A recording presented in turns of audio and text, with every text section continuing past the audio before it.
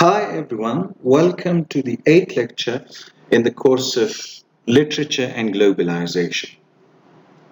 In today's lecture, we'll talk about a poem, What Must Be Said, a poem by Günter Grass, a German writer, a Nobel laureate in literature. In this lecture, first of all, I will talk about the content, receptions, political controversies of the poem, responses from critiques, other responses, and the translations of the poem in many languages. What Must Be Said is a 2012 prose poem by the German writer Günter Grass, recipient of the 1999 Nobel Prize in Literature. The poem discusses an alleged threat of annihilation of the Iranian people, and the writer fears that Germany's delivery to Israel of a 6 Dolphin-class Marine capable of carrying nuclear warheads might facilitate an eventual Israeli nuclear attack on Iran, and thus involves his country in a foreseeable crime. The poem was first published on 4th April 2012 by Süddeutsche La Repubblica, triggering 4 days later the declaration by Eli, the Israeli Minister for the Interior, that Grass, who had visited Israel in 1967 and 1971, was now a person not appreciated.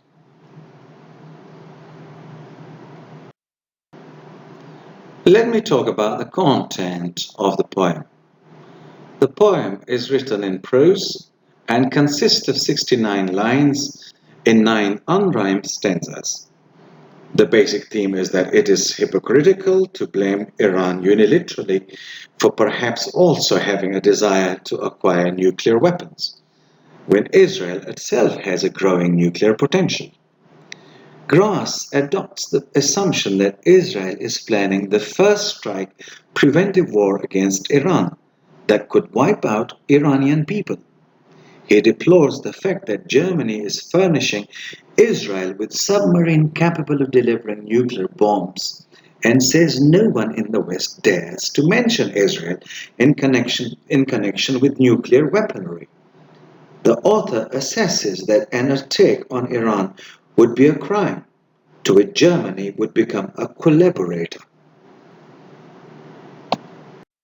A noticeable stylistic theme is that in 6 of the 9 sentences, the theme of silence is repeated as silence, general silence, or forbidding myself in the name of the country. The author first asks himself, why was I silent for so long? And answer it with, because my heritage, which is forever burdened by an unclearing stain, prohibits to deliver this fact as a spoken truth to the state of Israel, to which I feel and want to stay connected. Continuing, he is demanding that no further German submarine shall be delivered to Israel, with the speciality of delivery annihilating warheads to where the existence of one single nuclear bomb is unproven. These are delivered by my country, which is time after time caught up by its very own and unprecedented crimes, on a pure commercial basis, even though declared with fast tongue as compensation. He continues that he feels it as an incriminating lie and constraint to keep the general silence about these facts, even though it promises punishment as soon as it is broached. The common verdict: anti-Semitism. He further criticized the Western hypocrisy in hopes that many will want to get rid of their silence to demand from their initiator this recognizable danger Israel, to abstinence from violence. Finally, he demands that an unhindered and permanent control of Israel's nuclear arsenal and the Iranian nuclear complexes by an international authority will be allowed by the governments of the both countries. Only this way Israelis, Palestinians, and even more everybody who is living face to face as enemies in this region occupied by delusion and craziness. And last not least, ourselves can be helped. Reception and political controversies by the poem. Translations were published in a number of countries, generating significant controversies, particularly in Germany and Israel. This intensified on 8th April, 4 days after the publication, when Eli, Israel Minister for Interior, banned Gross from entering the country. The decision was based on a 1952 law barring former members of Nazis organization from entering Israel. Eli said, Gross' poems are an attempt to guide the fire of hate towards the state of Israel and the Israeli people, and to advance the idea of which he was a public partner in the past when he wore the uniform of SS. This was a reference to Grass' acknowledgement in 2006 that he had been drafted into the Waffen SS when he was 17 years old. The Israeli newspaper Haaretz said the decision smacked of populism. In announcing the ban, Eli also demanded that the author should have his Nobel Prize withdrawn. The Swedish Academy responded by stating that no discussion has or will take place concerning the overturning of his award. Israel's Foreign Minister Leah Berman criticized the egoism of so-called Western intellectuals who are willing to sacrifice the Jewish people on the altar of crazy anti-Semites for a second time, just to sell a few more books or gain recognitions, and demanded that European leaders condemn the work. Eve Primer, former Israeli ambassador to the European Union and to Germany, argued that the poem violated a taboo of German public discourse, where there is a fear of criticizing Israel. Gross was drawing attention to hypocrisy of saying, behind closed doors, what cannot be said in public. Premier added, there is no anti-Semitism in Gross's work. That is publication have been opposed to Nazism, and that is a mistake to link the poem to his membership of the Waffen SS. Given that he repudiated Nazi ideology, it is important to pay attention to the message of the poem, he said. German Health Minister Daniel Barthold told the Israeli government reaction had been totally excessive. Regarding the poem itself, he said it was sad to see someone who has experienced all the controversies of the post-war Germany remains marked by so much prejudice and stubbornness. Philip, chairman of Young Union and a member of Bundestag, said the poem plays into hands of Iranian aggressor. That is fatal and goes well beyond a so-called friendly critique. The Iranian Deputy Culture Minister Javad Shamakandri offered gushy praise of the poem in a letter to Grass. I have read your literary work, highly responsible both from a human and historical point of view, and I found it extremely timely. Telling the truth in such a way may truly awaken the West's silent and dormant conscience. And Iran's state-owned press TV said, never before in Germany post-war history has a prominent intellectual attacked Israel in such a courageous way. Metaphorically speaking, the poet has launched a deadly lyrical strike against Israel.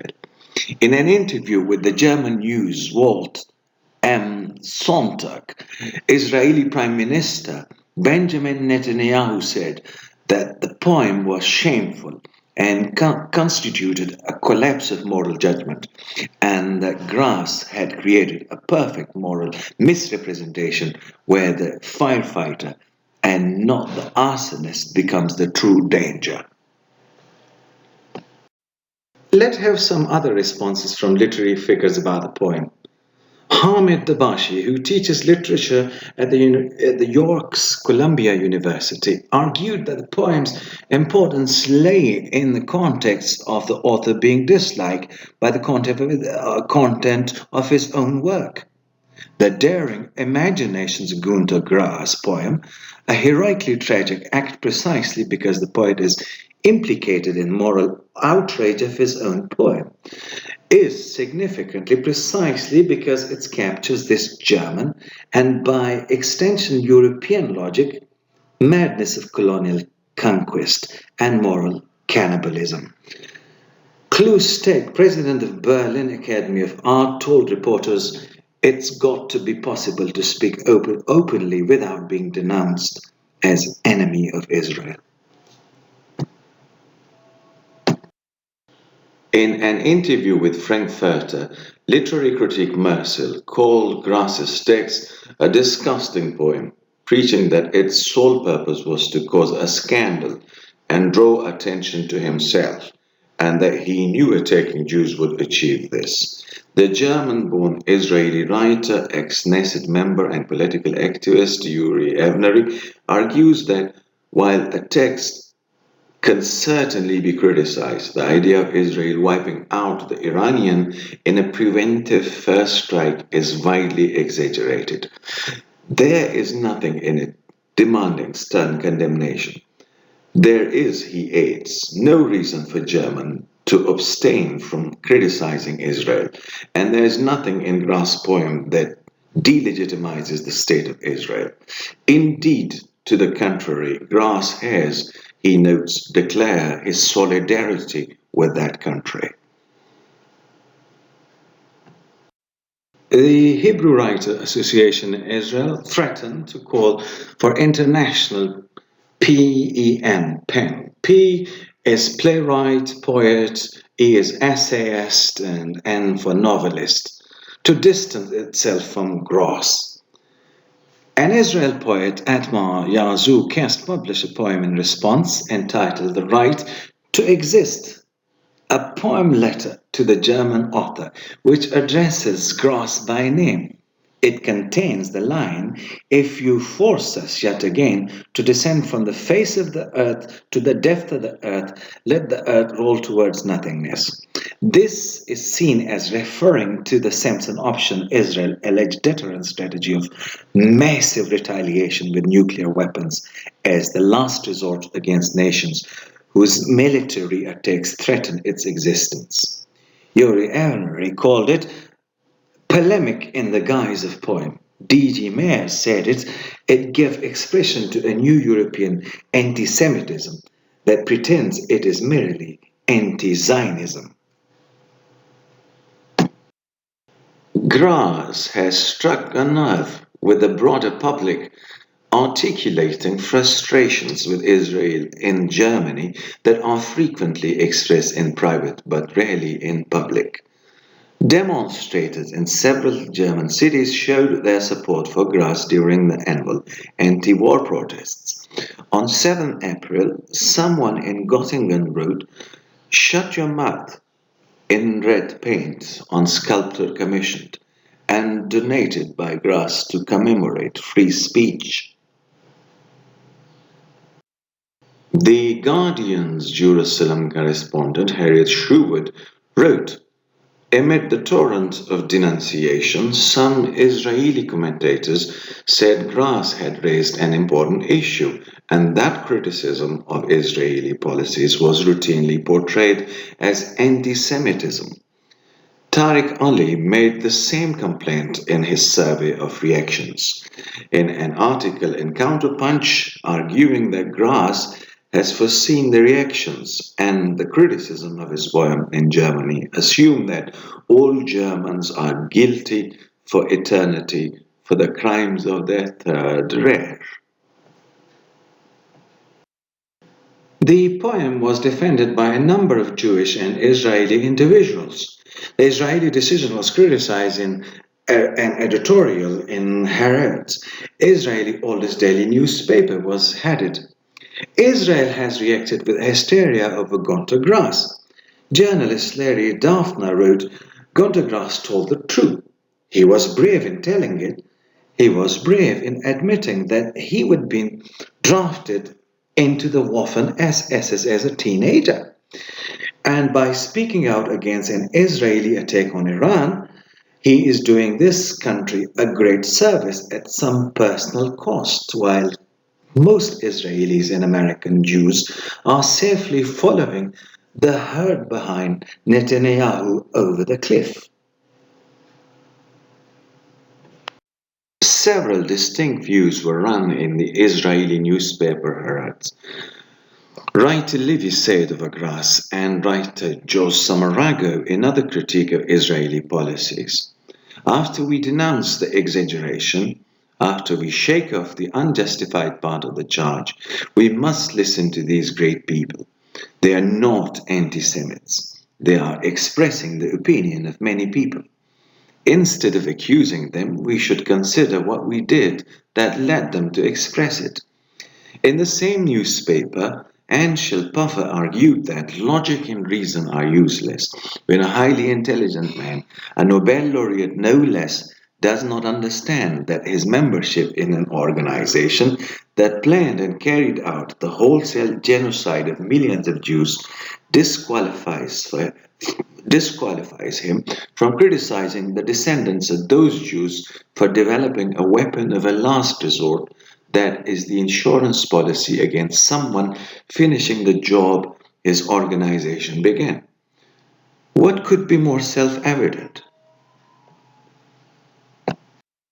Ravi Hitch wrote that grass had been the object of an unbridled assault for thinking differently and criticized the ease with which the Holocaust is pulled out, desecrating its memory. Every time something disturbs the elected leadership and the masses of Israelis in order to arouse nationalist feelings and make political capital out of them, something more troubling than Grass' weary poem. Grass told the Sustashis newspaper that the poem was aimed at the current Israeli government, not the country as a whole. He voiced particular criticism of the government policy of continuing to build settlement despite a United Nations resolution. He said that with reflection, he should have made it clearer that it was a government he was criticizing. Netanyahu, he said, was damaging Israel. He added, I have often supported Israel. I have often been in the country and want the country to exist and at last find peace with its neighbors.